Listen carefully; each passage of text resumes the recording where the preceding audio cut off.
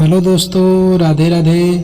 दोस्तों, भगवान किसे देते हैं और किससे छीन लेते हैं, यह एक गहरा और दार्शनिक प्रश्न है जो सदियों से विचारकों, संतों और धर्मगुरुओं को आकर्षित करता रहा है। इस प्रश्न का जवाब किसी एक दिशा में नहीं हो सकता, क्योंकि यह विभिन्न दृष्टिकोण और विश्वासों पर आधारित है।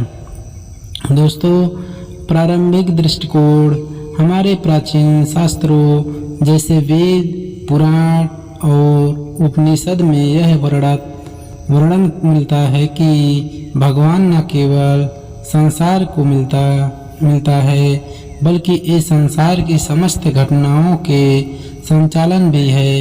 हिंदू धर्म में यह माना जाता है कि भगवान की कृपा या नाराजगी उनके भक्तों के कर्मों पर निर्भर करती है।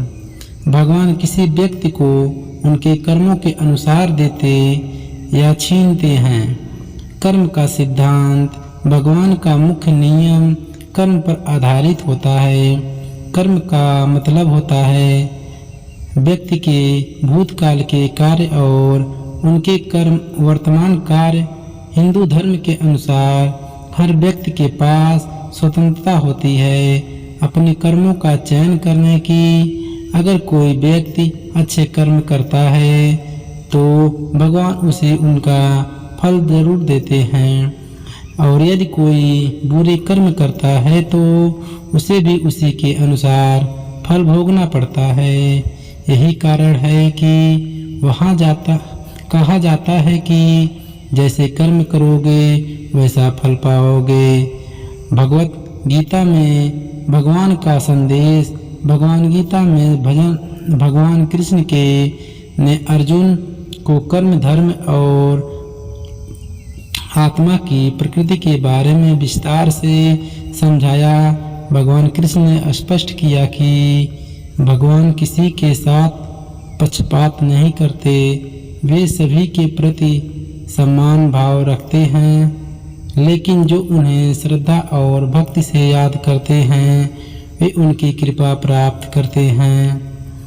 गीता में यह भी बताया गया है कि भगवान किसी को कुछ देने या छीनने की स्वतंत्रता नहीं है, वे केवल हमारे कर्मों के अनुसार हमें परिणाम देते हैं।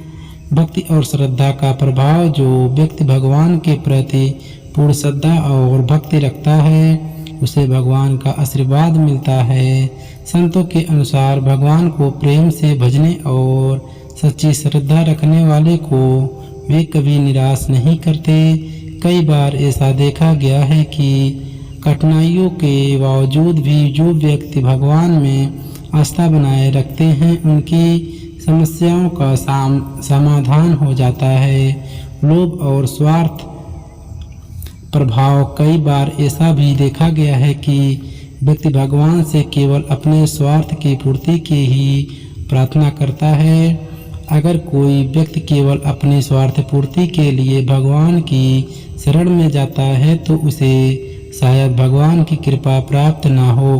लोभ और स्वार्थ का जीवन में प्रभाव नकारात्मक होता है और भगवान ऐसे व्यक्तियों से खुश नहीं होते। परीक्षा और जीवन के उतार चढ़ाव। भगवान कई बार अपने भक्तों की परीक्षा भी लेते हैं।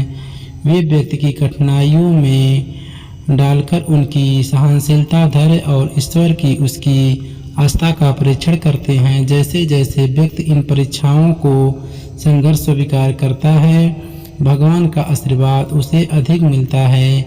जीवन में जो भी हमें मिलता है वह भगवान की कृपा और हमारे कर्मों का परिणाम होता है। उदाहरण और